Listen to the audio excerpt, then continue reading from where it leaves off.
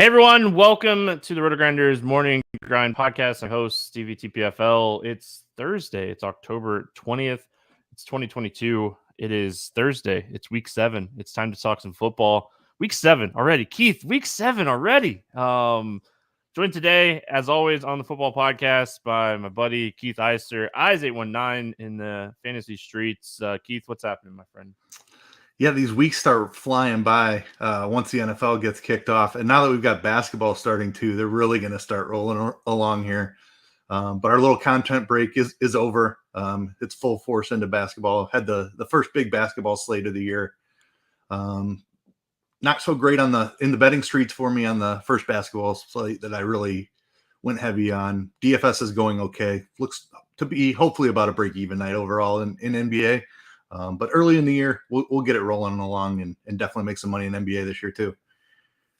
I mean, I lost money in NBA, so very, very excited that we're going to talk some football here. No basketball podcast today. It's only a 2-game slate for Thursday, so decided that we're going to do NFL. Next week, we will have the double podcast where we'll have basketball and football, but this week, NFL only because it's only a 2-game slate. And it's super early in the year, so don't have to worry about 2-game slates yet. So, I mean, I'm pumped. We roll into week 7. Week 6 was okay for me. Like I got bit by injuries again. I had a terrible cash lineup again last week, but had a couple tournaments. We make it a profitable day, and as a tournament player, I mean, I've done that so many times in DFS that it's like second nature to me, where my main team is one of my worst teams, but I have a couple tournament teams.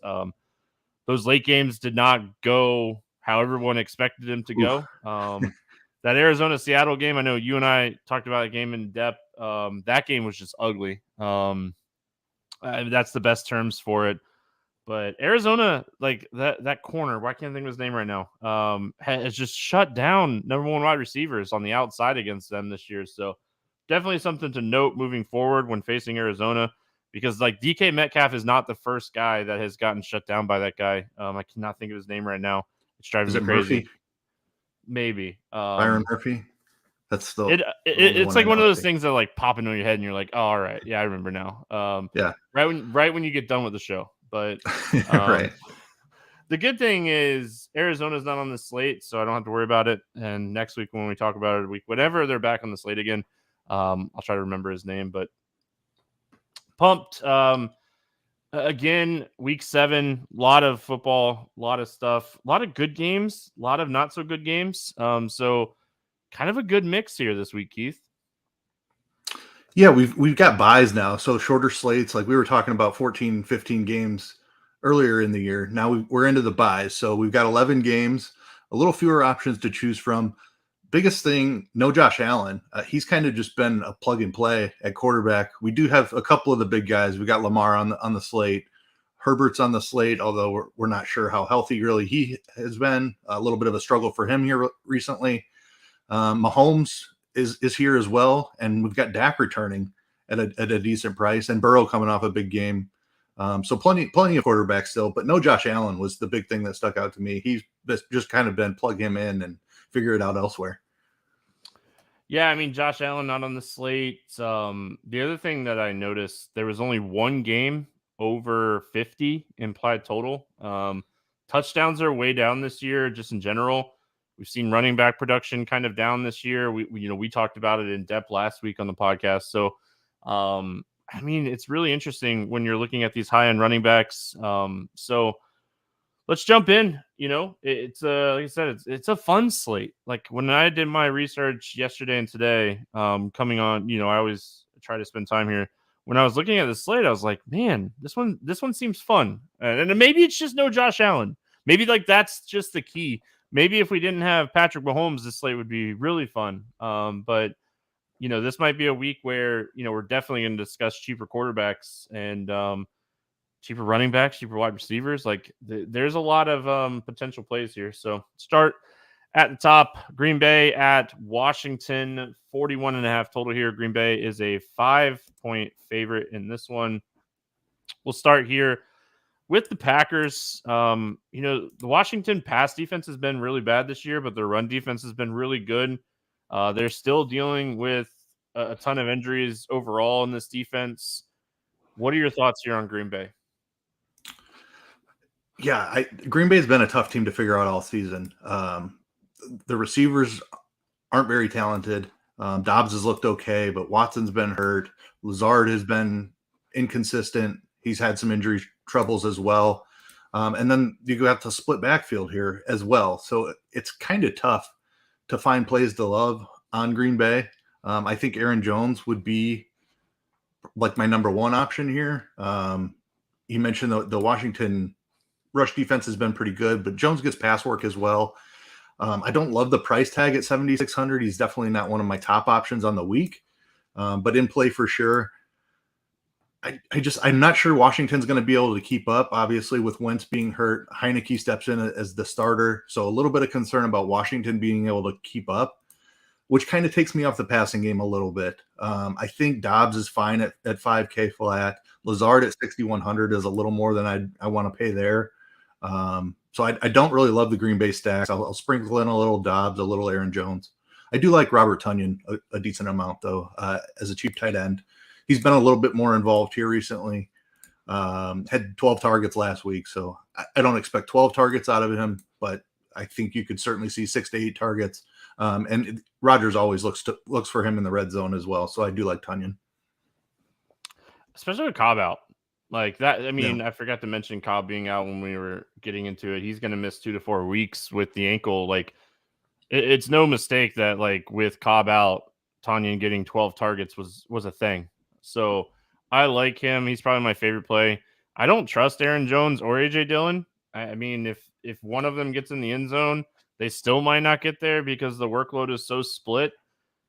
I think I'd prefer A.J. Dillon over the two, like 5,600 compared to 7,600. But there's so many good running back plays on the slate that I don't think I need to play either one of these guys. So Tonyan for sure.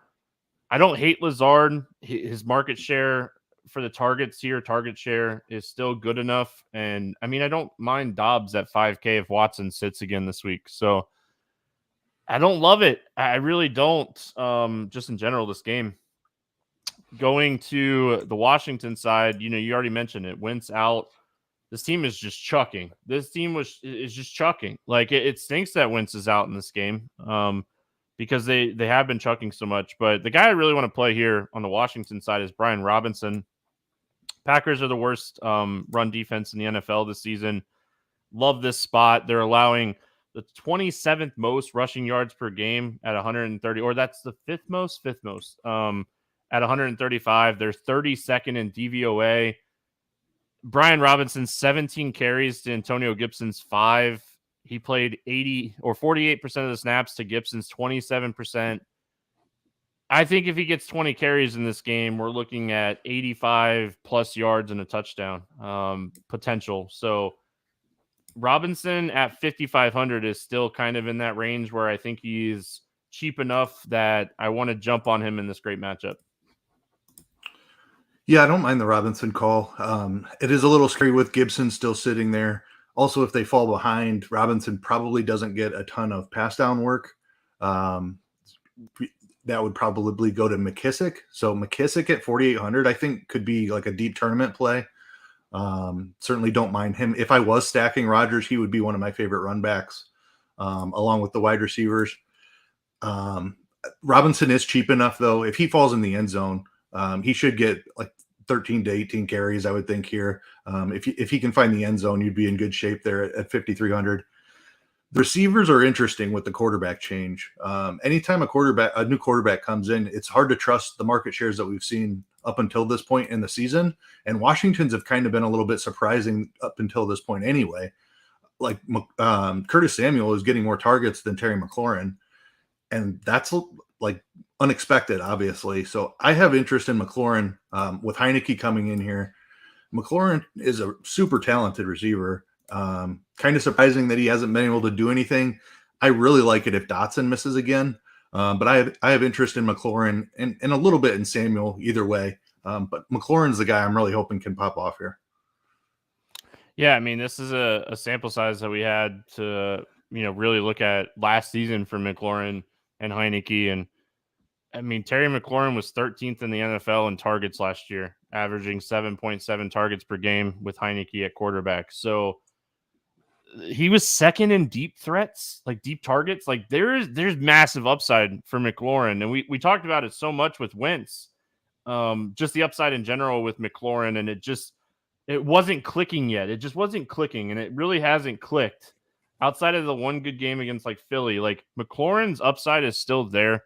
He's still getting the deep targets. He still has that, air yard share of that was massive. I still think Samuel is someone that can continue to get like underneath targets, but I think this is going to be a competitive football game. I know Green Bay is -5 in this game. I think it opened at Green Bay -5.5. It's already kind of get bet down a little bit, but this is a quarterback that knows the system. This is a quarterback that threw the ball a lot last year, and I just don't really see that changing unless the weather changes the game script of this game. I mean, I have interest in McLaurin. I have interest in Robinson. Not a ton of interest in Heineke. This pass defense has been really good this season. So I really just think I'm going to be looking at pieces. And it's not a game that I love. I mean, there's going to be a lot of games that we're going to talk about that I like. Pieces of this game, but nothing too crazy. One of my best plays last week. Saturday night I was working on lineups, and I'd got done with NASCAR stuff, and I was building lineups. I was like, man, I'm ending up on a lot of Breece Hall. I got to play some Jets defense. That worked out. Maybe Green Bay's just not good. Okay. Like maybe Green Bay's just not good. Maybe the Robinson Washington defense stack is playable in this spot. Yeah, I don't hate that call. Like Green Bay definitely has deficiencies. Like they're not great along the offensive line, and they're not great at wide receiver. They have two talented running backs, but against this run defense, I could see Washington shutting down the run, forcing them to the air a little bit, and Rodgers just having a tough time finding open guys because they don't win a lot at the wide receiver level. So I don't hate that call. Just quickly on the quarterback, you touched on it a little bit. Heineke is not going to come in and manage this game. Like he was all out, a very aggressive quarterback when he played last season. So I mean, he's willing to take deep shots. That's part of the reason I really like McLaurin as well. You just kind of throw out the target share from the first 6 weeks. I think it's down at 16%, but he, like you mentioned, he was up around 25% last year. So he's a guy that can earn the targets. McLaurin's my favorite play from the game for sure. And just a quick note on like the Commanders defense, they have at least 3 sacks in 4 of 6 games this year. Aaron Rodgers is going to get sacked in this game. There's no doubt about it. If he's getting hurried, he doesn't have his failsafe anymore, man. Devontae Adams just not there. So the more I think about it, the more I don't hate the Commanders defense with Robinson as like a secondary stack. Because, I mean, I like Tonyan. I don't mind Lazard, but it's not like I have to play anybody from the Packers as a run back to Robinson. And that type of game script really fits Robinson from what we saw last week. So just throwing it out there. Atlanta at Cincinnati. This game has a 47.5 total. Cincinnati a 6.5 point favorite. We'll start here with Atlanta. I mean, the Cincinnati defense has been pretty solid this season. Atlanta likes to run the ball. They lead the NFL in rush percentage per game. We know what we're getting out of them. We saw it last week. Algier and Huntley split carries. I think it was 15 and 15 or 15 and 16. I can't play London. I can't play Pitts. London has a tough individual matchup anyway this weekend. So, I mean, Kyle Pitts scored a touchdown last week, finally. But again, like it wasn't enough because they just don't throw the ball enough. So I think if you're playing Atlanta, which I don't love Atlanta in general in this spot, I think you could play Mariota by himself or play the running back hot seat and try to get the right one out of these two guys. If I had to pick one, thinking that Cincinnati is going to get a lead, I think it'd be Huntley because he seems to be the more aggressive type of running back that they would use. But honestly, I don't love Atlanta here. I like Mixon and Cincinnati defense, and we'll get to that in a second. Yeah, I mean, Atlanta has just kind of been slowing it down. It's how they've been staying in games. They're playing actually pretty well. But yeah, they're not throwing enough. I certainly don't want to double stack here. And I prefer Pitts over London as well, just because Pitts fills that tight end spot. If I'm playing Mariota, I'll probably use Pitts just to try to get tight end right along you with just him. play him by himself and hope he runs the ball in 3 times. He can run it in 3 times and throw one to Pitts, and then we're really in business. Yeah, Pitts 2 catches, 1 touchdown for 6 yards. That was his line last week, right? Yeah, I mean, they controlled. They listen. They shocked me last week, beating the 49ers last week. I think that shocked everybody. But is that like Mariota's like ceiling game last week? Is 24 his ceiling? Like he had a 92% or 93% completion rate, had two touchdowns and a rushing touchdown, and he put up 24 fantasy points. Like, is that his ceiling? I think is the biggest question. I think it's probably pretty close to it just because of the lack of volume. I suppose you could get another touchdown on the ground, which would help a little bit. But yeah, I mean, I don't think he can go over 30 for sure. He's running, but he's not running like a ton. Trying to 6 and 7 rushing attempts the last 2 weeks. So yeah, I mean, he's in that range. Like there's a floor there because of the rushing, but the ceiling just isn't there because they're not throwing enough. That's why I would definitely do the skinny stack and just hope that some of the expensive quarterbacks fail. I mean, he's 5,500. I think he's in play at that tag, but not something I love. Again, like if I'm playing anybody from Atlanta, it's probably Mariota, and it's probably by himself. And I would run it back with like a Mixon or a Chase on the other side of this game. Like, I mean, looking at the Cincinnati side, they're in a fantastic spot. Like, this is a team that allows huge chunks in the air. We know that Cincinnati likes to throw the ball. I think they're 6th or 7th in pass percentage per game. So, I mean, this might be a week that you look at Burrow. You hope that Atlanta continues to keep games close, and like you're not too worried about that. You're also worried about him slowing the game down. But I mean, Burrow, Chase, depends on Higgins if he's back or not. What are your thoughts here on Cincinnati? Yeah, Cincinnati was one of the things I got right last week. Well, the Burrow to Chase at least. I played a lot of Hayden Hurst as well. That didn't work out so well. He's got a decent target share. He's on the injury report again. We'll see. He's been playing through it so far. He's 3,500, so I don't mind going back to Hayden Hurst.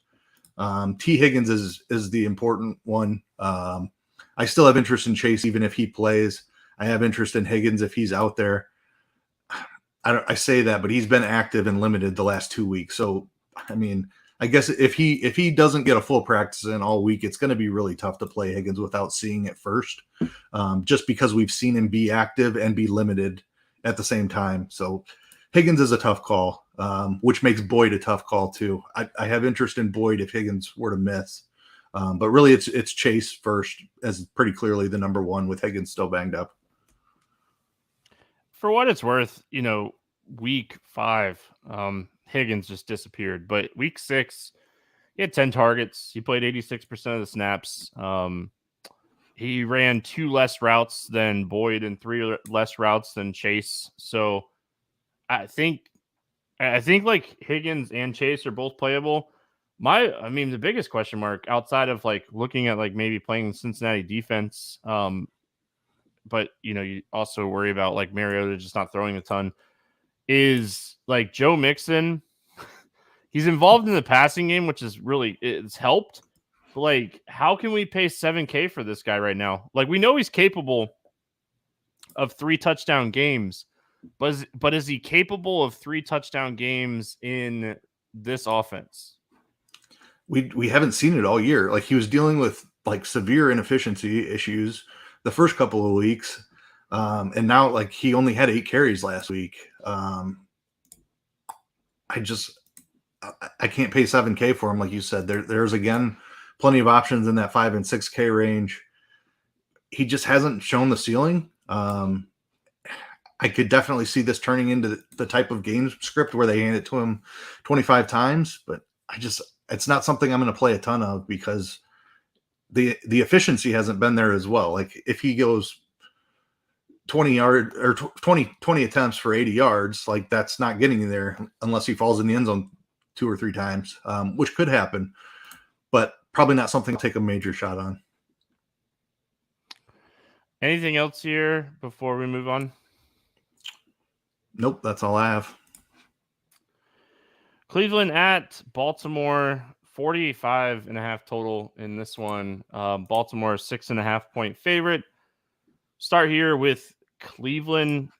Baltimore started the season really bad against the pass. And I mean, if you look at like their passing yards allowed per game, it's not the best. Like this pass defense is like, all right, hey, we're good. They're certainly reminding everybody that they're good. We know Cleveland likes to run the ball. Baltimore has a really stout run defense. Man, I'm struggling with like the Cleveland side of this game. Like the guy that like continues to pop off the charts for me in this game is Njoku of all people. I agree with you. I really like Njoku, and this is a good spot for him. But the problem is, I want to play Lamar and Andrews, and I don't love to do the double tight end in a tournament. I mean, Njoku's cheap enough, so you don't need quite as much from him. But I don't love double tight end, and that's how I really want to play this game. Cooper's fine, but like you mentioned, Baltimore's secondary is getting healthier, and they played a lot better here the last couple of weeks. So I think Kareem Hunt is the guy that I like the best. I mean, in a vacuum, it's Njoku that I like the best. He's getting a ton of targets, but the guy I want to play for Baltimore is Andrews, and they play the same position. So that creates a little bit of an issue. Hunt did not get hardly any work last week, which is tough, but he's a guy that's been very involved in the passing game before, playing from behind. Hopefully they would get him a little bit more involved. Price is okay at 5,400. And it's not like in the past he's just been a pass down back. He's involved in goal line carries and things like that too. So Kareem Hunt, I think, is the guy that I prefer on Cleveland here. Yeah, fair enough. I mean, the price tag is fantastic at 5,400 if you were able to get like a ceiling game at a Hunt. And I'm with you. That's why I struggle, right? Like Cooper's volume, he has a 28% target share in this offense. They don't throw the ball a ton, which is like the biggest concern. But a large percentage of the passes are going to Cooper. So it's a really tough matchup. I mean, like I said, the Baltimore secondary, they started this season terrible, but they've turned it on. And, we saw this last year with Miami. I think they were the worst pass defense in the league the first 6 weeks. And then the rest of the season, they were top 3. So, like, it happens, So I'm concerned with Cleveland just being able to keep up in this game, but I do think they're going to be trailing. So Hunt, Cooper, Njoku, all very interesting plays, I think, in this spot. And then on the Baltimore side, you pretty much already, said it. Like Lamar to Andrews, like you can't really trust anybody else. Marcus Robinson's getting targets. Like you can't trust anybody else. Like if you're playing Baltimore in this spot, you're playing Lamar and you're playing Andrews. Andrews got a day off on Wednesday. Don't look into that too much. It was just maintenance. So is there anything else here that you'd like that you'd want to play on the Baltimore side? You don't trust Kenyon Drake? So I tilted that on the podcast last week that I played a bunch of Dobbins and then Drake played just as many snaps. But Dobbins got hurt in that game. Didn't he hurt his knee? Yeah. Yeah, they said the knee tightened if he up sits, on him. I'll play Kenyon Drake if Dobbins sits. Yeah, I mean, I think you would need Dobbins to miss the game. The other Justice Hill, I think, is on his way back. So that just adds another name to this backfield. It's a mess now because we don't know how healthy Dobbins is. It's hard to feel good about Drake continuing to have the role that he had last week. So yeah, it's really it's Lamar and Andrews. It's pretty obvious. Andrews is the target monster. I think even if Bateman plays again, Andrews is still the number one guy here. Duvernay is cheap again. That's something I tried a ton last week that did not work out. I don't have any problem going back to that because he's 4,500, but Andrews is really the guy I want to stack with Lamar. Yeah, I mean, it's really the only pivot that you could potentially trust unless Bateman's back. If Bateman's back, you could take a shot on like either one of these guys with Lamar without Andrews and just hope that like the production doesn't go to Andrews. I will say this, right? Like this run defense is 30th in DVOA against the run. They're a run defense that's beatable, But if Dobbins is out, do we trust that it's going to be Drake or is it going to be Hill? That's the second question is, unless we get like a hard announcement that like Drake is going to start. I mean, he looked great last week against the Giants. He did. So who knows? I mean, did he earn the starting job if Dobbins is out? Probably.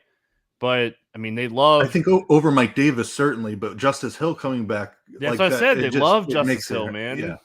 Yeah. I know it's tough. I would assume that it's going to be Drake, but I think you'd have to wait until you got more news on that situation. See if Dobbins is going to play. It I doesn't think you sound need like Dobbins he's going to and play. Drake out, or Dobbins and Hill out. It's not a certainty that Hill will be back, but he is practicing again. I did see that today. But if Dobbins and Hill were to miss, then you can play Drake. I think Hill plays this week from everything that I read. Yeah. Like the hamstring doesn't seem to be bothering him anymore. So big time situation to watch just because of how bad this run defense has been. That's one thing that I'll say. So, all right, Detroit at Dallas, one of my favorite games on the weekend. Probably a lot of people's favorite games on the weekend. 49 total, Dallas 7-point favorites. Two of the fastest pace teams like in the NFL. This is projected as one of, if not the fastest paced game on the weekend. So I mean that's phenomenal to know. Injury wise, you mentioned it. We assume that with a full practice, Dak is going to start this week. Right? Like I don't think it will be Cooper Rush. Who knows? We know that like Swift was still limited. Detroit's coming off of a bye week. We'll see what looks like for them. Like we know that Jamison Williams is not going to play this week. DJ Chark didn't practice on Wednesday. Josh Reynolds didn't practice on Wednesday. But huge news here. St. Brown full practice Wednesday. So no matter what happens, it looks like we're going to get a healthy, ready to go St. Brown in this game. And, he returned week 5 against New England, did not look himself in that game. So tough matchup against New England, but he only played 30% of the snaps. He was not a healthy St. Brown. Sorry. Looking at the matchup, Dallas defense has been solid, but Jared Goff is going to chuck. I want DeAndre Swift to be back. That helps the offense, but my main target here is by far St. Brown. Yeah, completely agree with you. If he's fully healthy, which I think he will be with a full almost 2 weeks off with the bye in there. The role this guy had before his injury was one of the best in football. Talking target shares up around over 30%. He's the guy for sure. Hawkinson is interesting. Like his price tag is up at almost $5,000 now, 4,800. That's a bit of a tough ask. I mean, he's certainly shown he has the ceiling to pay that off, but I'd rather play St. Brown. And Swift is also difficult, especially if he's not 100%. I think his injury was a little bit more serious than St. Brown. So if he goes, we've seen them activate him and then have him on a pitch count in a game as well. So just a tough situation with Swift. Love the player, but until he shows that he's healthy, it's tough to play him. But give me all the St. Brown for sure. Yeah, because I mean, I think if Swift plays 50% of the snaps, it's really tough to pay $6,800 for him, and it's tough to pay $6,100 for Jamal Williams if Swift is even active. So, I mean, if Swift is out, I think you could continue to take shots on Jamal Williams at $6,000, even in a tough matchup against Dallas. Like the volume is there. He didn't have any catches last or 2 weeks ago against New England. Was kind of a bust, but I mean, St. Brown, I want to see with the DJ Chark news what happens with that, because I think Josh Reynolds is still interesting. If Chark is out, he's 4,700, so he's cheap. I think we all kind of expect Dallas to get up in this game and score some points. So, taking shots on wide receiver 2s at these prices, I don't hate that here for Detroit. Let's talk Dallas. We kind of assume that Dak is going to start, right? Yep. Everything that I've read seems like he's going to start. He's 6,700 going up against Detroit. if you trust Dak to be 100% in this game, the Dak CeeDee Lamb combo, the Dak Michael Gallup combo, it's juicy. It's juicy here because this is a fantastic defensive matchup for him. Yeah, absolutely. I mean, Detroit's been a team we've been picking on all year. No reason to stop now. I think you just because of the matchup, you just have to trust that Dak is healthy and jump right in full force. The running back situation is really tough. Very much a split backfield, near 50-50. They are both cheap, but with it being a split backfield, it's hard to know which one is going off. I would lean to Pollard just because he has a little bit more explosiveness. He can break the bigger play, which is what we're looking for to speed this game up. So I don't mind pairing Pollard in my Dak stacks. But yeah, it's Lamb and it's Gallup, like you mentioned. Schultz looks like he's going to be back.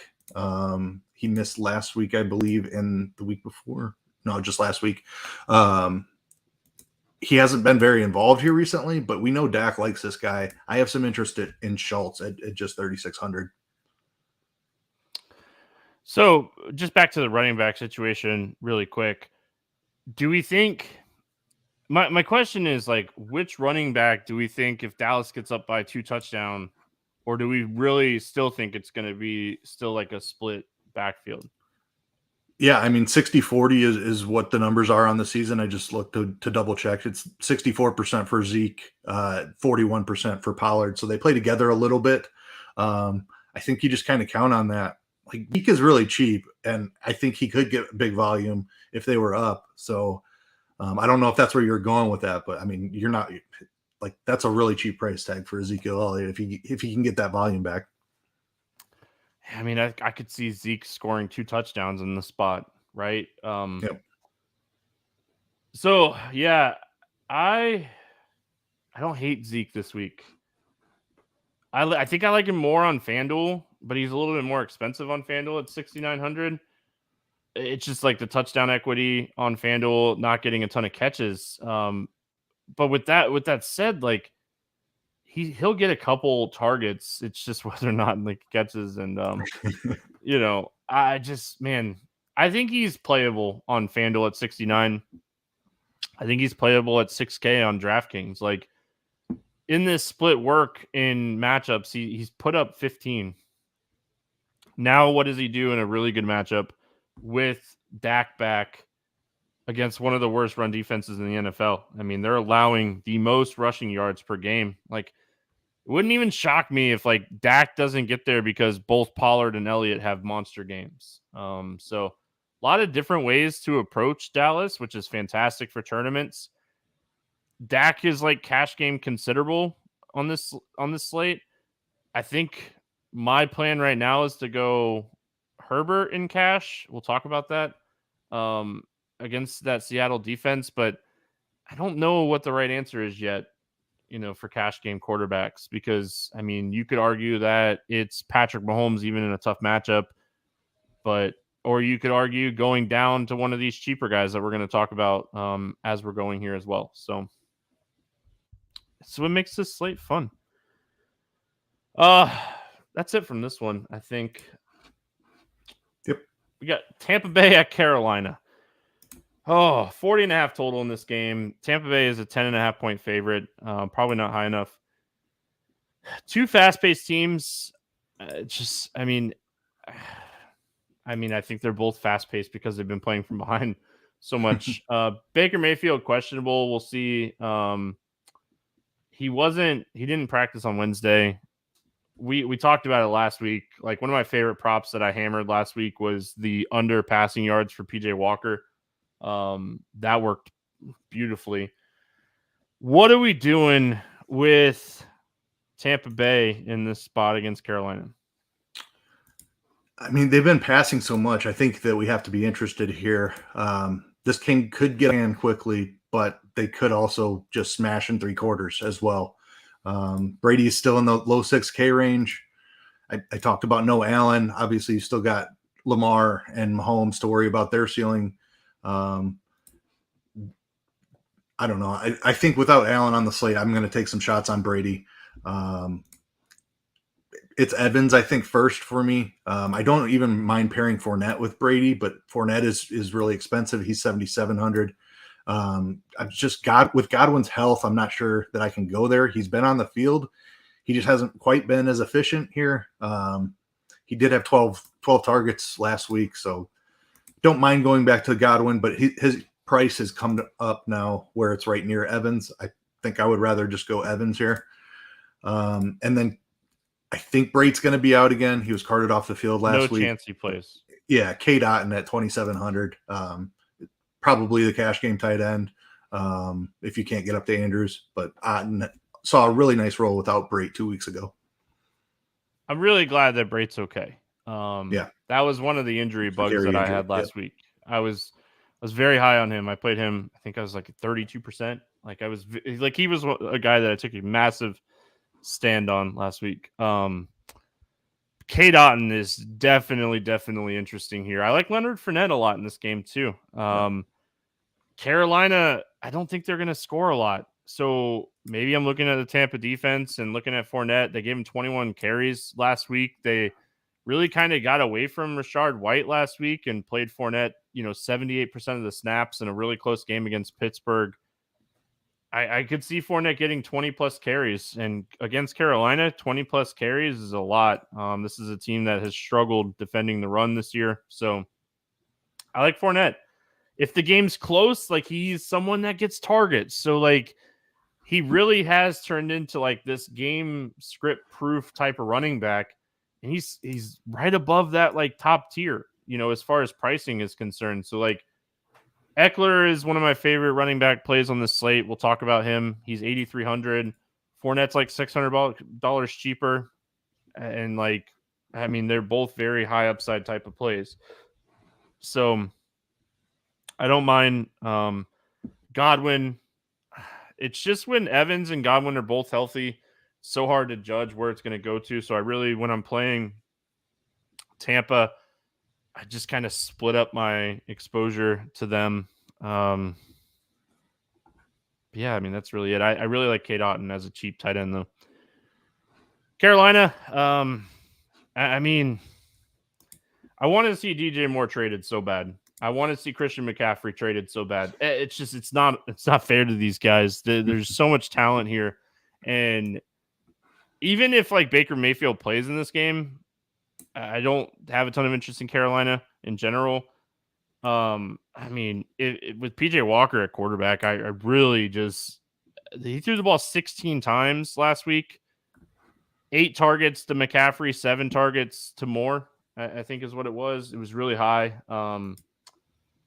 What are we doing with Carolina in this spot? Yeah, it's tough. It definitely depends on the quarterback. I don't have a ton of interest either way. Other than just running back Brady stacks. I think McCaffrey is the guy. Just we haven't seen it from Moore yet this season. McCaffrey has a role that's pretty much unrivaled in football. He's been at 85% of the snaps, seeing a huge target share. So game script proof. They'll check it down to him a ton if they're playing from behind. He's expensive at 8,400, so it becomes an expensive stack if you're using Brady and then Evans or Godwin. I think you could put Otten in there as well to save you some money. But McCaffrey is really the guy I want. Just don't love the price because this is a tough matchup against Tampa. They've been really good against running backs. DJ Moore is 4,900, so I'll probably end up taking shots on that again. I don't even know who I want to play quarterback. We've seen Baker try it for several weeks, and he hasn't been able to get it done. PJ Walker just the 1 week, so I don't know. Moore's price has come down enough. I think I'll play a little bit. Anderson gone now too. He wasn't getting a huge target share, but just worth noting. Sam Darnold returned to practice Wednesday. I know he can't play this weekend from what I read, or won't play this weekend. That's who I want. Gosh, it really comes. That's who I want throwing DJ Moore the ball. Yeah. I agree with you on Christian McCaffrey, just his role. Like, if he finds the end zone last week, he's a guy that was a game changer in DFS because he goes from 22 to 28, 29 30 fantasy points, and like, okay, like we were paying 95 over 10K for this guy a bunch. And like his role hasn't changed. I mean, he has 1 touchdown, 2 touchdowns, 1 passing. Oh, he has 3 touchdowns. He had 1 in week 1. I forgot about that one. So the ceiling is there. Even if PJ Walker is like playing quarterback, he's not great. So he's going to dump off a lot of passes to McCaffrey. So yeah, Christian McCaffrey, DJ Moore, the price is just too good for the talent.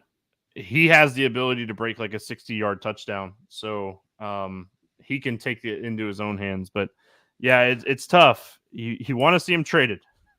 Send DJ Moore to Kansas City and let us have some fun with that. Oh, man.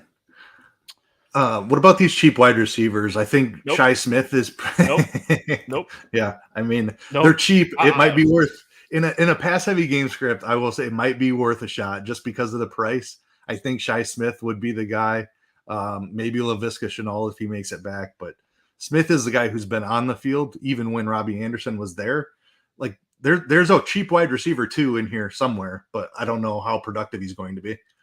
They were down a touchdown or 2 most of the game last week, and he threw the ball 16 times. Yeah.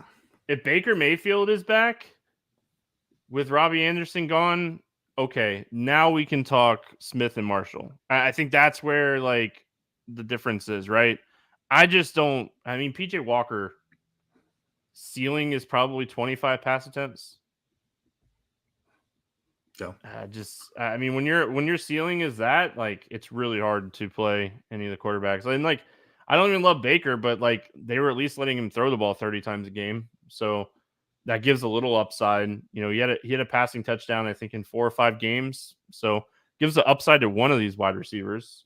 So, all right, moving on. Indianapolis at Tennessee, 42.5 total in this game. Tennessee is a 2.5-point favorite. Keith, I think this is my sneaky game of the weekend. I could see this game being sneaky good. The Colts have been throwing the ball a ton this season. I don't know if you like have caught on to that too. And it all goes to one guy. Yeah. Like they're throwing the ball a ton. Like their second highest pass percentage this year. Tennessee is allowing the most passing yards per game, and they're 29th in DVOA against the pass. Like if this game was in Indianapolis, I would actually consider playing Matt Ryan in cash games. That is how much I like Matt Ryan this week. I'm going to have exposure to him. He's 5,400, and he's coming off of a game where he threw the ball 58 times. He's thrown the ball at least 30 times in every single game this season. Even in the game that they looked absolutely terrible against Jacksonville, he was chucking the ball all over the field. Like Matt Ryan Pittman combos are playable. Matt Ryan Campbell combos are playable. Matt Ryan Pierce combos are playable. And the good thing is, like, Pierce and Campbell are so cheap that you can go Ryan, who's cheap. You can get Pittman in there, and then you could play one of these cheap guys to run your double stacks for large field tournaments. And with as bad as this passing defense has been, like, the upside's there. So again, I think like the Colts are a sneaky good team this week. I don't hate it. I was definitely on Michael Pittman. I probably wasn't playing Matt Ryan until you brought this up. And I am concerned that if Jonathan Taylor comes back, he doesn't have the upside to throw it 50 plus times. Just because they would trust Taylor to keep them in the game. But this run defense is so good. And like, I don't think Taylor is 100%.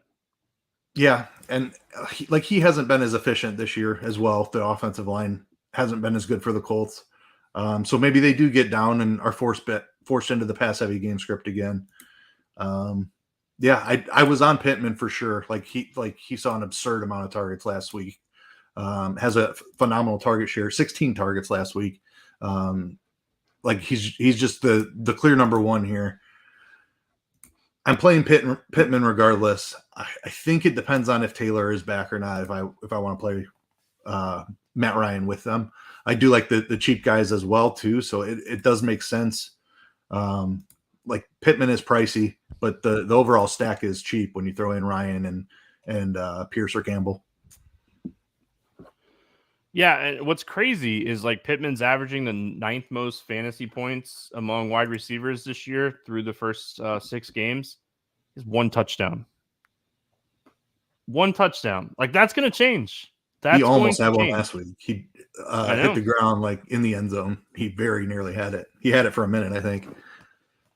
So I'm just saying, like, yeah, I mean, Matt Ryan's not great anymore, and we can all agree on like Matt Ryan is not great, but he's 7th in catches. Like I said, he's averaging the 9th most fantasy points. He's getting yards after the catch. He's averaging 83 receiving yards per game. The target share, like you mentioned, is at 24%. He's the guy. He's the guy, and he's eventually going to score touchdowns. When he scores touchdowns, he has 40-point ceiling. I mean, it's as simple as that. So he scored 29 last week without a touchdown. Love Pittman. I don't mind Campbell or Pierce. They're both really cheap. If Taylor comes back, I'm probably not playing him at 8,100 against this tough Tennessee run defense. He's phenomenal. But again, they're 2nd in the NFL in pass percentage this year. They're 27th in run percentage. They don't like to run the ball. And that's fantastic for this matchup because this defense is good against the run, and they're very good funnel pass defense. So let's go to the Tennessee side of this game with my thoughts on like Ryan and Pittman.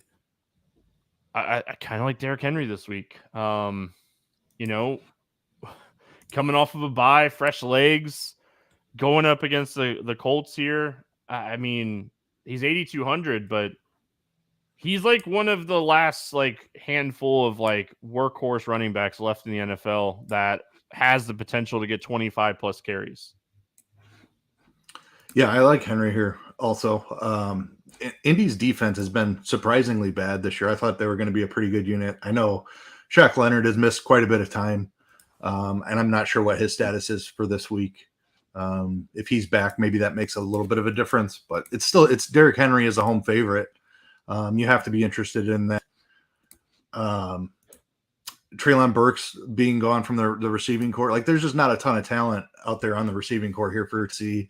Going to be forced to like their best way to score points is to hand the ball off to Derrick Henry. So massive role. He's a home favorite. Yeah, I'm with you there on Henry. Complete opposite, right? 3rd highest rush percentage per game, 26 pass percentage per game. So complete opposite offenses here. And if we can just get some touchdowns from Tennessee and the Colts are able to put up some points, like this game, you might hear this game later in my over-under section. So I like this game. Like I said, I think this game has sneaky upside. I mean, Robert Woods would be my favorite if I was going to play a pass catcher from this offense. But, I mean, I think it's Derrick Henry. And you could pair Derrick Henry with Matt Ryan and the pass catchers from Indy and just hope that game script is Tennessee gets up by a couple touchdowns early and they just pound the rock. And even if they don't get up, they're still going to pound the rock with Derrick Henry. This guy has 20 rushing attempts in 4 or 5 games this year. He's been involved in the passing game a little bit here recently too. So, which we haven't seen from Henry in the past. And it's nice to see because it definitely adds some more upside to his repertoire here. So Giants and Jags, 42 total here. Jacksonville, 3-point favorites. No respect for the Giants, man. This team is decently good, and they're doing it with no wide receivers. What do you like here for the Giants? Saquon Barkley. Yeah, he's good. He looks phenomenal.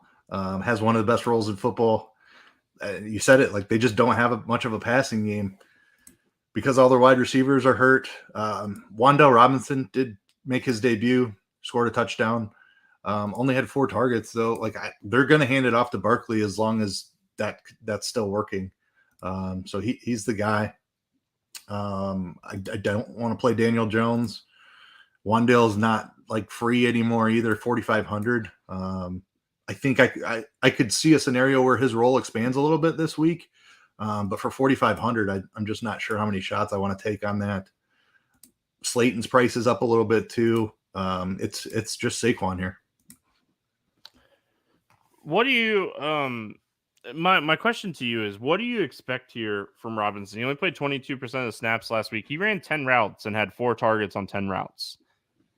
That is something to note. Like if we think he's going to get up in that like 60 to 70% snap percentage, and if he runs 25-ish routes, like, is he going to be an 8 target guy? Is he going to be like the Sterling Shepard role with Daniel Jones?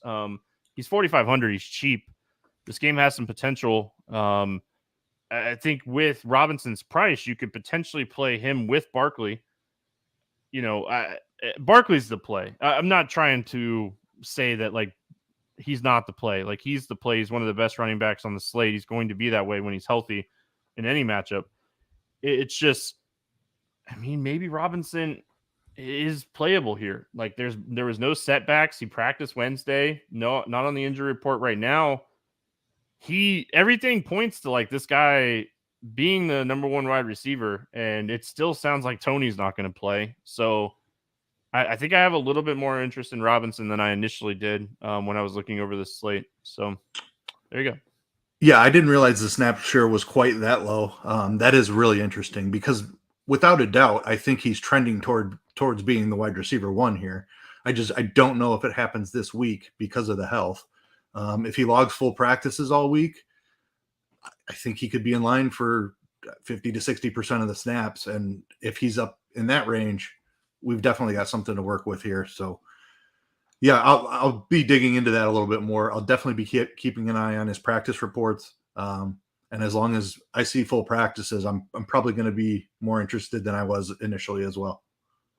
One other name I'm going to throw out there as a potential pivot off of Otten is Daniel Bellinger. Talked about him last week on the podcast. 5 catches on 5 targets, touchdown. I mean, he's not going to be this huge yardage guy, but he is definitely like a red zone threat when it comes to Daniel Jones. So I don't mind Bellinger here at 3,400. More of a tournament play, but I mean, it's early in the season. Dude has 3 touchdowns already. There's not much here as far as competition. Just in general, he had a 20% target share last week. He played 97% of the snaps. He ran the most routes on the team. So just kind of like a sneaky, quiet, good tight end that we're not really talking about a lot yet. So don't mind if they throw the ball at all, these targets have to go somewhere. Darius Slayton has never been a guy who's commanded a ton of targets. We don't know how many snaps Wan'Dale Robinson's going to play. I think that's a great call. Yeah, I mean, Richie James has kind of disappeared, as well. So yeah, maybe Bellinger's the play with Barkley. Barkley's the play. I don't for sure. Jacksonville, like the Giants defense has struggled. They're 30th in DVOA. They've really struggled to stop the run. The problem is we are in a full split backfield situation now in Jacksonville. Like it is a full split backfield situation. I mean, the concerning thing last week is it was a super competitive game, and we only saw 22 pass attempts from Trevor Lawrence in that game. That hurts the upside of Kirk, and it hurts the upside of Jones and Jones times 2. Like, I don't know what to think. They are home favorites. This defense is beatable. What are your thoughts here on the Jags? Yeah, I'm interested just because of the matchup here against this Giants defense. And I think it's Travis Etienne is the guy that I want. The rushing share is pretty split, but I think Etienne is the guy they're looking to long term, and I know Etienne is the guy in the passing game. So he's the game script proof guy. He's a little bit cheaper. If he has 50% of the rushing, and whatever, I don't know what his target share has been on the season, but it's definitely higher than Robinson's. Yeah, he's 2 targets last week, 5 the week before, so not outstanding. But if they're behind, Etienne's going to be the guy in there for the passing work. I have a lot of interest in Etienne, especially if they're going to lean more run heavy anyway. I do still have interest in the wide receivers here. I don't know that I'm looking to double stack Trevor Lawrence, though. I probably just have interest in finding the volume guy. Christian Kirk at 5,900.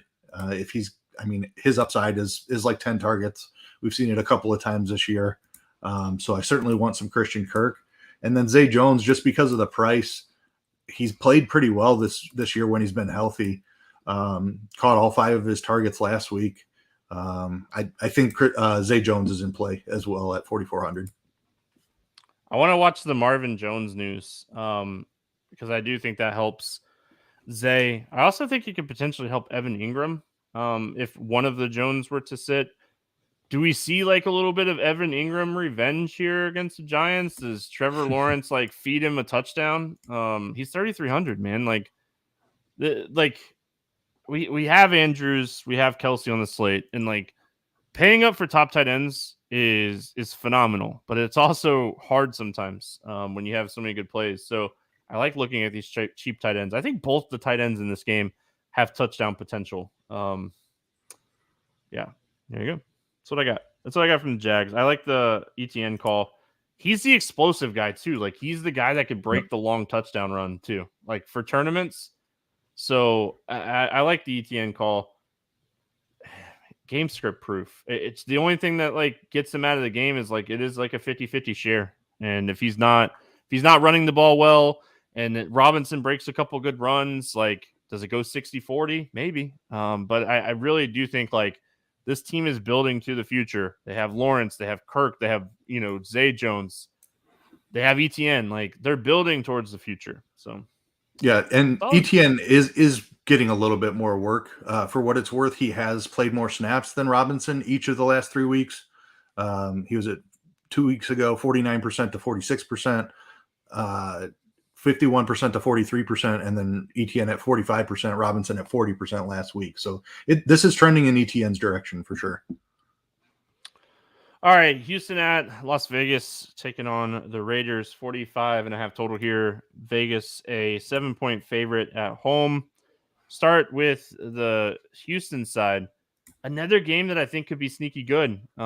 If Davis Mills shows up at all in this game, like if he shows up at all in this game has all the potential of being good. Dameon Pierce is in a good spot. Brandon Cooks is in a great spot. If Davis Mills can show up in this game has all the makings of being uber competitive. Yeah, this is, I think, my favorite game of the week. I like Detroit Dallas a ton as well. I think a lot of people will like that one. I think this could be a little bit of a sneakier pivot.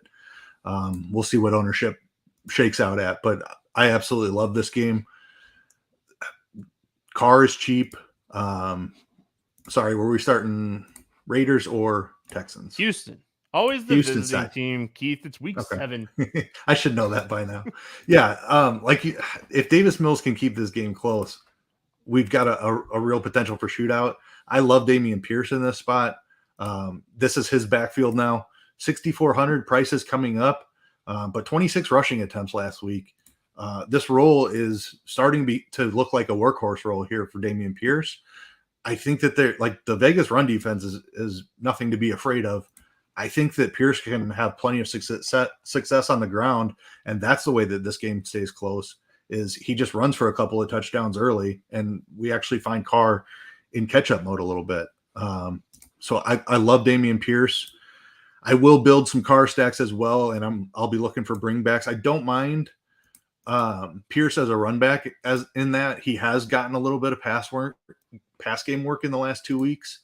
But Brandon Cooks is probably the guy I prefer in a run back scenario. I think you could take some looks at OJ Howard as well if Brevin Jordan misses again. They cut Pharaoh Brown, so OJ Howard is kind of the last guy standing with Akins there. That's not a comfortable play, but he's cheap.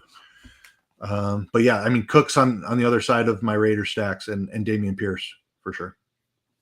One other name I want to mention is Nico Collins. He's a legit wide receiver too, if he's healthy. I mean, his snap share is trending in the right direction. He's running routes. If they get behind in this game, he has tremendous value at 4,200. But Pierce is my favorite. I'll have some Cooks and some Collins. I don't think I'm playing Davis Mills just because they don't tend to throw the ball enough. And even if they're down, I don't know if he necessarily has the ceiling. I can play as pass catchers and just hope I get the 1 or 2 touchdowns that Mills is going to throw. But the other side of this game, I do like Derek Carr. I think Derek Carr is really he's in play here at 5,900. Like Josh Jacobs is in a fantastic spot. We'll start with him. He's in a fantastic spot. Devontae Adams is in a fantastic spot. We'll see what happens with the tight end situation. Like Jasper Horsted might be the tight end for this game. And if that happens, I definitely don't want anything to do with the tight end situation. Would potentially make like Renfro and Mac Hollins more interesting, but I don't want to bury the lead here. Like Houston can't stop the run. Josh Jacobs could run all over this defense, but Vegas likes to throw the ball a ton too. Yeah, I like all parts of this Vegas offense. I will play Jacobs with Carr as well. Not something that I do a ton, but I could absolutely see Carr throwing a couple touchdowns early and then just putting it in Jacobs' belly 20 plus times. So in that scenario with Carr at 5,900, I think like a Carr, Adams, Jacobs type scenario could definitely play out in this game. Jacobs is in the best spot of the week at 6,500. He's been phenomenal this year. He's had a phenomenal role this year. Probably the top running back play on the slate. But I do want to play some Derek Carr as well with Devontae Adams. Carr is cheap. Adams is expensive. So it all kind of works itself out. Like you could probably just play Adams by himself and get the majority of the share. But I like the Carr, Jacobs, Adams stack. And I mean, you can throw in some Renfro and Hollins too, if the tight ends are out, but it's Jacobs first, then it's Carr and Adams. But I wanted plenty of exposure to both of those. Love the spot for the Las Vegas team. Yeah. Fantastic spot against Houston. This defense has been bad for years now, it seems. So really like this spot in general. Yeah, I mean, I just want to hammer home one more time Hunter Renfro. I do think like he has a large role in this game if Waller sits. Adams is just Adams. If Carr just feeds Adams the ball in this game, Adams could go for 200 yards. And like I say that jokingly, but we watched him feed Adams in week 1 against the Chargers, and he had 10 catches on 17 targets for 140. It's a much better matchup. So if Waller's out, man, Adams could have a big day, especially like coming off of a game where Adams was pissed. It just everything sets up for Adams to have a big game here. So we got the Jets and the Broncos, 38 total. Denver favored by 1. Can we just say oof? I mean, this game, we'll start with the Jets. Breece Hall has been a breath of fresh air when it comes to the Jets, and Breece Hall has just been phenomenal. Like he's averaging over 5 yards per carry in the last 2 games and over 4.9 in 3 of his last 4 games. And he's doing it with Zach Wilson and Joe Flacco at quarterback and Michael Carter getting work as well. Like Breece Hall is legit, and we're eventually going to continue to see this number trend to like Breece Hall around 75% of the snaps. It's just, this is a tough matchup. I mean, Denver's defense is no joke, and they're a lot better against the pass than they are against the run, but that's not saying much. Overall, the number 1 DVOA defense on the league this year. Is there anything here for the Jets that you want to play? Breece Hall is the only Jet that I have any interest in whatsoever. When you said he was trending towards 75%, I thought you were going to say his price is trending towards 7,500, which I agree with as well. Like you're getting Breece Hall at a discounted price right now for how talented this guy is. And I think he's going to end up winning more of the job as well, just a larger share of it. So 6,200, tough matchup, but I think he can still win. I definitely want to play some Breece Hall. I have no interest at all in Zach Wilson or any of the pass catchers. I mean, he's so involved in the passing game too that I don't see him coming off the field. And like, was it week 3? I think it was week 3 I know it was Flacco at quarterback, but they showed like they were down and like Hall got, I think he get 10 plus 11 targets. Like, so if they get down in this game, if Russell Wilson finally shows up, I mean, it's a great spot for Hall. It's just a lone running back. He's not going to be popular here, right? Like, let's see. I don't think so. We have him currently at 21% projected ownership. Oh. So we could be completely wrong. The price is good enough. That makes sense to me. I don't know. There's a lot of options in this 6K range. Jacobs is in this range.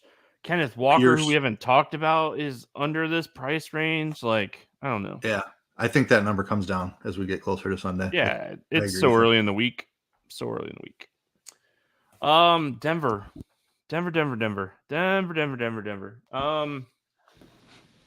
I don't know, man. The Jets corners have definitely been playing a little bit better here over the last couple weeks. Russell Wilson looks terrible. He does not look like Russ. I don't know what to think here. You know, Melvin Gordon got banged up, but they already said that he's going to start and play here. He's 6K. Man, I'm struggling with Denver in this game. Like, I know they're going to score some touchdowns in this game. I'm just struggling. Like, do I just take some shots on Sutton? Do I take some shots on Judy?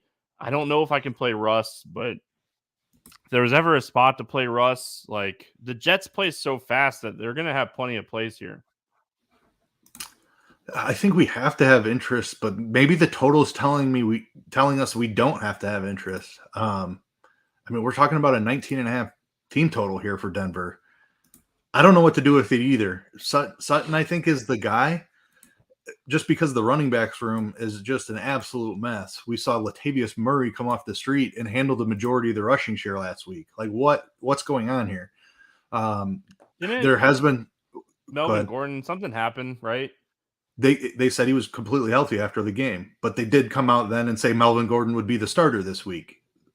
So I don't know what's going on exactly. No, because he went into the game. Then he went into the game with like a neck, right? Like he had a neck and like a rib issue or something. I don't know. I don't trust the running back situation. The fact that Melvin Gordon is 6K makes it so much easier not to trust the running back situation. I would play, like, if I was going to take a shot, I'd play Latavius Murray before I would play Melvin Gordon. Yeah. But I'm not playing either one. Let me say that. I'm not playing either one. Yeah, just there's no need to try to figure this out. There are plenty of good running back plays right in the same range. The 5-6K range, I think, is where all the great running back plays are. So there's no need to really try to figure this situation out. Just like Sutton's the guy. Oh, and tight end Dulcich had an awesome role in his first game. So I said Otten might be the cash game tight end. It could be Dulcich also. He's 2,500. Caught a touchdown in his first NFL game. Returned off IR. Very, very talented pass catcher at tight end. Yeah, and what was their other tight end was just inactive. Like, it wasn't even like an injury thing. Yeah, so. Yeah, Akui Bunam, like, he just straight up did not dress. Yeah, I want to see what his ownership looks like. He only had 3 targets, but again, like, man, I'm sure you watched that game too, but like Denver, it was like, all right, the first half of that game was like, all right, Denver's going to play football this week. Yeah. And then whatever happened at halftime. Yeah, I'm not playing Russ. Like, I just give me one piece that can hit in this game. I think it's Sutton or it's Dulcich, but I'm not using any Russ stacks. I might have at least one. I mean, I'm pot committed now, so I mean, I'll probably have one or two. Like, anyway, moving on. We're not spending a lot of time on that game. We're moving on. We got Kansas City at San Francisco, 48.5 total here. Kansas City a 3-point favorite. I mean, San Francisco showed last week they're vulnerable. I mean, Atlanta put up a really good, solid game against them. This is Pat Mahomes. This is this Kansas City high-powered offense. What are we looking at with the Chiefs going into San Francisco here? I mean, you got to play some Pat Mahomes, right? Egg on our face. We said it wasn't Juju last week. Guess what? It was finally Juju. I'm glad it's Juju because our original take this year was it's going to be Juju. Yeah, so. It totally was. It was like one of those situations. We're gonna be right either way, but we're also gonna be wrong either way. So hey, Yep. Yeah, it was nice to see him finally have some production. He still only had 5 targets though, so I don't know. It's still a difficult situation. Like it's just Kelsey is the answer. I don't 8K. It's whatever. You figure out how to fit him in and figure out the rest of the lineup elsewhere. Mahomes and Kelsey is the answer here. I think you can take some shots on Hardman. We're very close to getting that right. I mean, I guess for 4K, we like maybe not GPP value, but he met his value for a good amount. Really like the rollout of Hardman. He got the touchdown. We'll see. 4,300 this week. I think he's in play for sure as well. And circle back to Juju if you want to. But Mahomes to Kelsey is the real answer here. Yeah, I talked about Hardman last week, and I don't think I was necessarily wrong when it came to Hardman. He got the touchdown. He had a decent game. He kind of got taken out of the game a little bit when he had the fumble. That definitely hurt his upside, but they eventually went back to him instead of Sky Moore. I think Hardman has a role in this offense. He's so fast, man. Like this is like they're going to continue to make plays for him. Listen, Kansas City throws the ball the most in the NFL per game. You have to have interest in the percentage of these guys because of how much Pat Mahomes throws. Obviously, Kelsey is the big red zone threat. Patrick Mahomes locks in on this guy. This guy's doubled, and he still catches touchdowns. So it's phenomenal. So I have interest in Juju. I have interest in Hardman. I still don't think MVS is the answer. I could see like DJ Moore coming in and like MVS going to a wide receiver 4 under Hardman. I don't know. San Francisco side of this game, though. Man, the Kansas City pass defense has allowed a lot this year. And is this a spot that are we going to trust this Ayuk game from last week? Is the big question. We know what we're getting out of Debo. Do we trust Jimmy G to do his thing in this matchup is the next question. Listen, I love stacking when I'm playing up against Kansas City, whether it be the quarterbacks or the wide receivers or the tight end with Kittle with 10 targets last week. You nailed that. Didn't necessarily have a monster game, but it's coming. Like he's involved again. So the good thing, Keith, is we know where the production's going for San Francisco. It's going to Wilson on the ground, Debo, Ayuk, and Kittle in the air. We don't have to worry about Juwan Jennings or Ray McLeod or anybody else. Telvin Coleman's going to get a few carries over Wilson, but it's still going to be Wilson. Like we can stack back a lot of this game on the San Francisco side. Yeah, I think there are some great run back options. Debo and Kittle are my 2 favorites. Ayuk is somebody who actually I didn't play a ton of him last week, but he did end up in my best Burrow to Chase stack and was on my best tournament team that actually saved my week a little bit. Had a decent finish there, but Ayuk probably isn't going to catch 2 touchdowns again.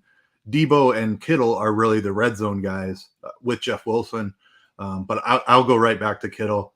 Like you said, 10 targets. It was pretty clear in the numbers that they were trying to get him the ball. They were finally able to. I think like he's just a phenomenal pass catching tight end. So like when they have to use him to block, it's not ideal. But whenever they do let him get involved in the passing game, it's usually with good results. So I'm going right back to Kittle. Debo is the other guy that I want to go to. I just think there's more touchdown equity there than with Ayuk.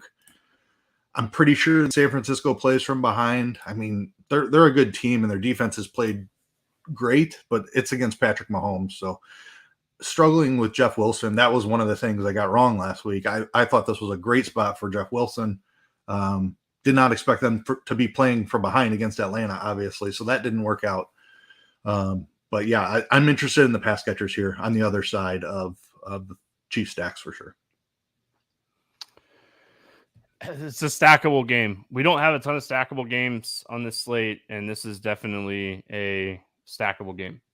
Yeah, I will say it is tough to stack because kind of like what we talked about with the Ravens and Andrews, like Kittle's probably the guy I want to play the most, but unless I'm playing 2 tight ends, like it's Mahomes and Kelsey that I really want to play here. And if you use Debo, that's really expensive. So maybe Ayuk is the best option here, just because of the way the positions and the pricing works out. It is pretty tough to do the Mahomes to Kelsey. Like if you go Kittle, you've got 2 tight ends. If you go Debo, it's really expensive.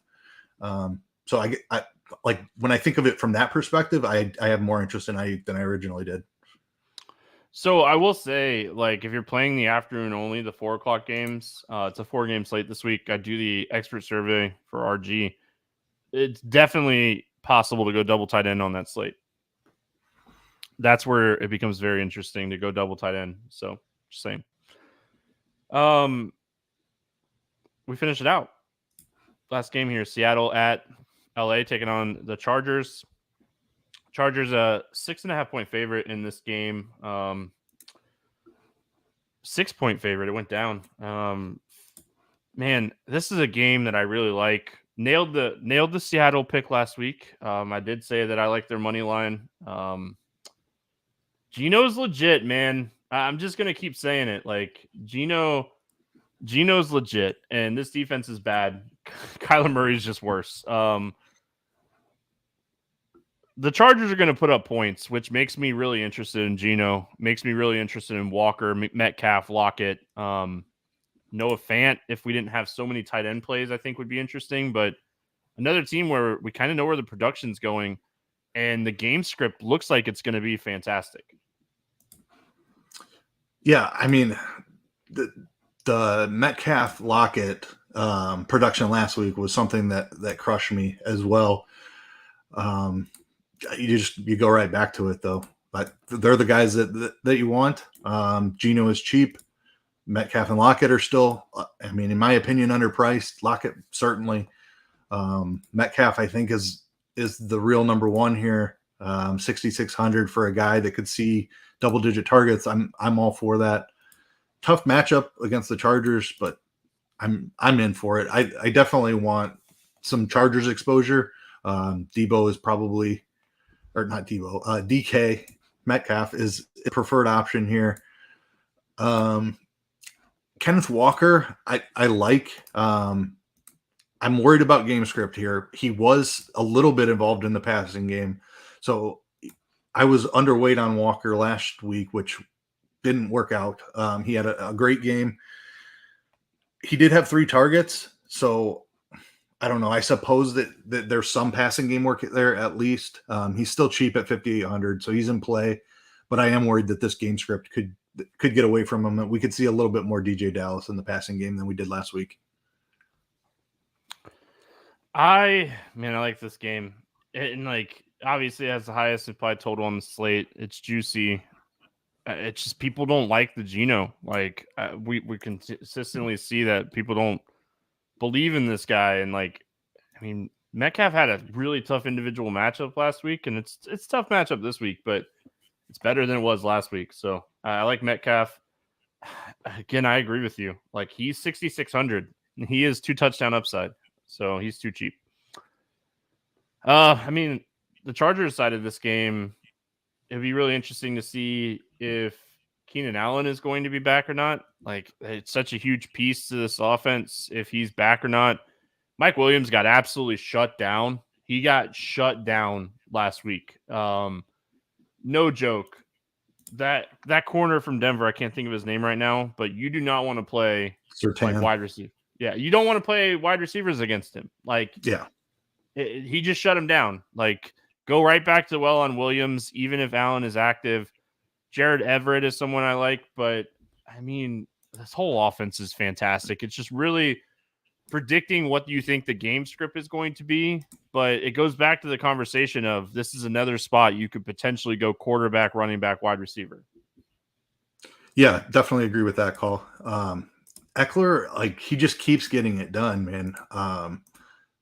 He's not playing all the snaps, but when he's out there, he is efficient and he's finding the end zone at an absurd rate. 8,300, but this is a fantastic matchup, and he's a really talented player who's been super efficient. So I think you keep playing him.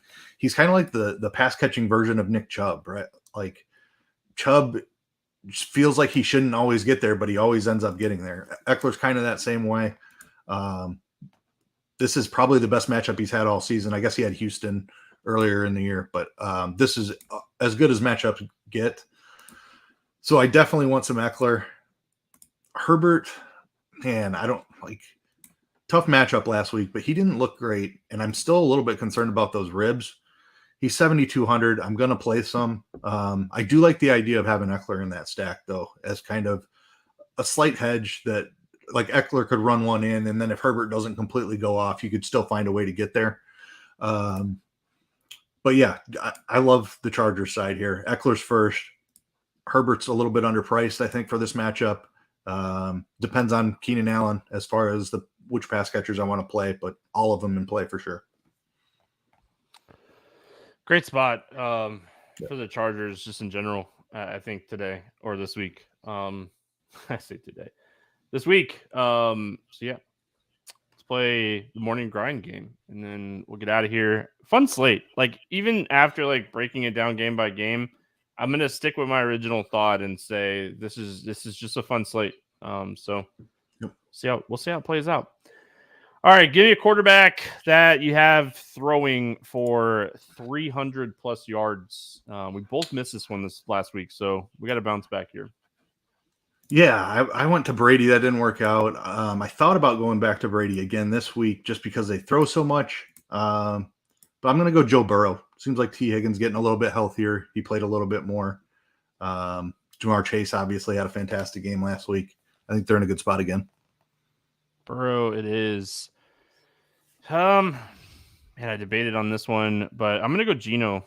I really think that he's going to throw for 300 plus yards in this game. I think it's going to be a high scoring game. So give me Geno. It's either Geno or Carr if I'm going cheap quarterbacks on my main lineup this week. I really haven't decided which one yet, but low on running back for a touchdown. Again, we do this on Wednesday night. It's now Thursday morning on the East Coast. But who do you got as a low on running back that's going to score a touchdown this week? I'm going to play a lot of Travis Etienne this week. The role is growing. I like this matchup against the Giants. He gets passing game work. He can certainly find the end zone. Yeah, I like that call a lot. He is so much cheaper too at 5,400. He projects well. I think he's going to be someone that we see push a little over 10%. I hope not. I hope that it's going to work out, but we'll see. I'm going to go Zeke Elliott. I really think Zeke's going to find the end zone this week.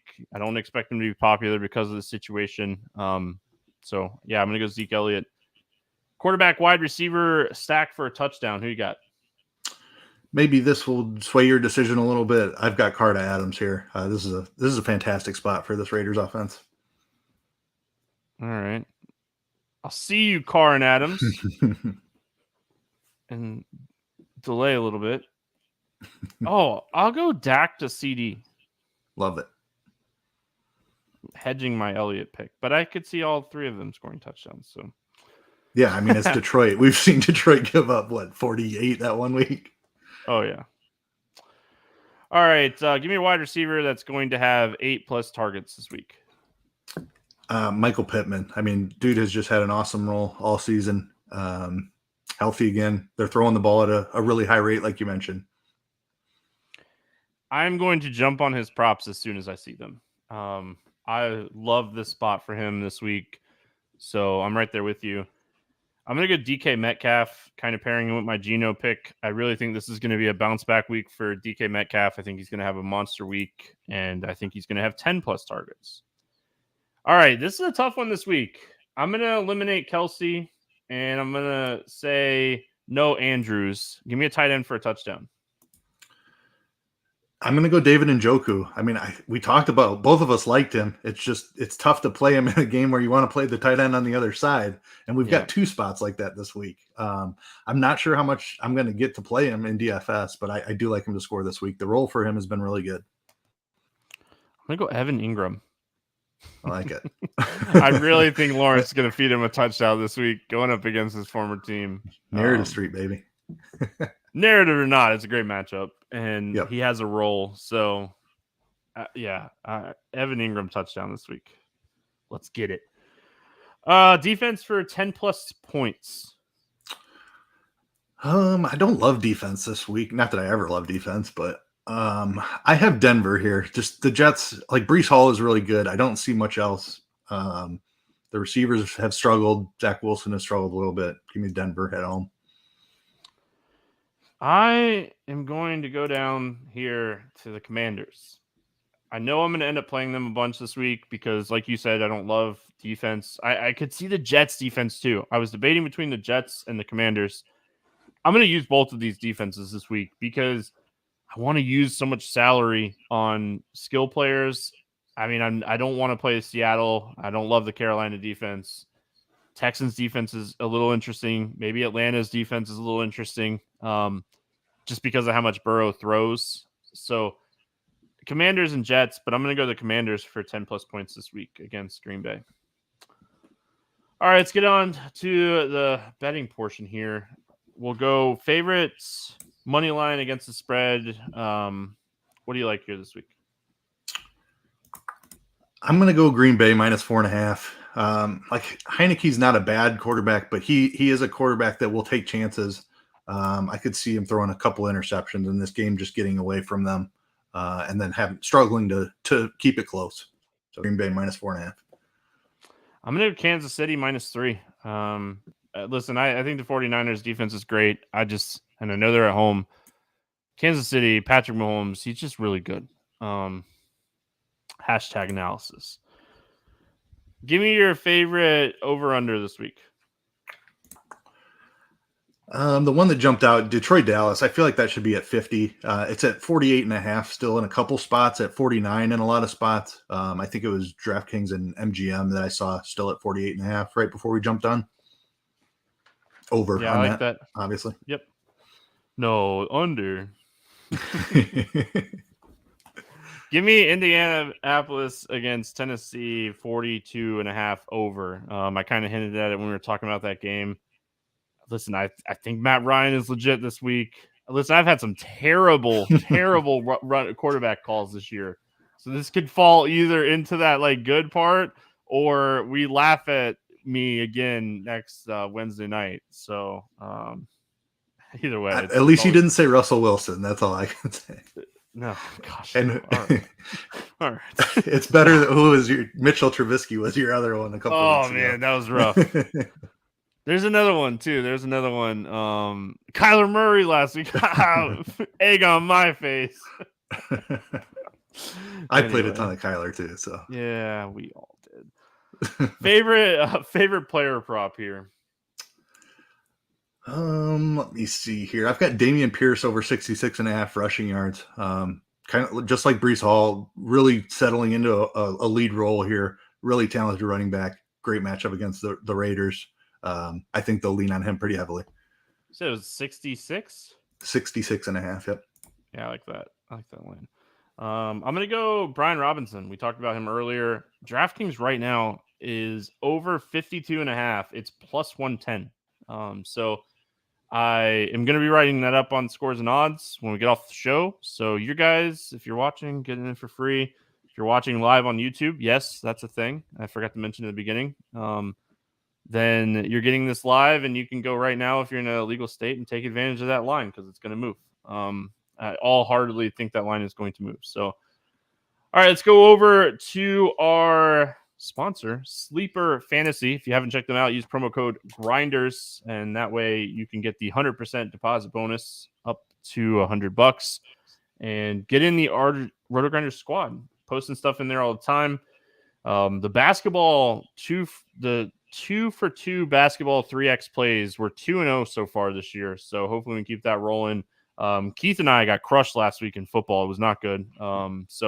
We're bouncing back this week. I think we're up overall for the season. So that's always a good thing. So Keith, who is your sleeper fantasy play of the week? I am going to Saquon Barkley over 76.5 rushing yards. The Giants have been really good, and it's been because of Saquon Barkley. They have no talent in the receivers room, especially until Wan'Dale Robinson gets 100% healthy. Saquon Barkley is this offense, if I think they can go to Jacksonville and pull out a win, it's going to be on the back of Saquon Barkley. Give me him over 76.5 rushing yards. I like it. I'm going to go to Vegas and say Devontae Adams over 78.5 receiving yards. I think that number is way too low. Way too low. We should be in the 90s there, it feels like. Yeah, it seems way low. And like it's even that on like sports books right now. This is one of those early week lines that's going to move. It's going to move. Yeah, for sure. That's going up. Like we don't have a rushing prop for Josh Jacobs yet, but we have a 78.5 receiving yard prop for Devontae Adams. Seems like a misprice. So take advantage of that. He's hit this in 3 of 5 games this year. Struggled against Tennessee. Struggled against Arizona. No issues here. I mean, this is going to be a smart. He's going to smash. He's going to get 10+ targets. So got that in there. If you're in the RotoGrinders squad, you already see it because I just hit enter. So hopefully we can bounce back this week with a nice little 3x for everyone. Keith, any final thoughts before we get out of here? I don't have anything else.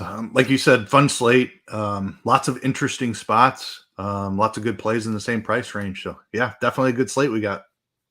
It's fun, man. There's so much goodness here this week. I'm excited. I mean, the 4 o'clock games are good. There's some good 1 o'clock games. Good mix this week where we seem like we wanted to stack so much of the 4 o'clock games last week. And I mean, that definitely didn't work out too well. So that's going to wrap it up here for week 7. We'll be back tomorrow, Friday, October 21st, talking NBA. Hope everyone has a fantastic NFL week 7. We'll see you again next week.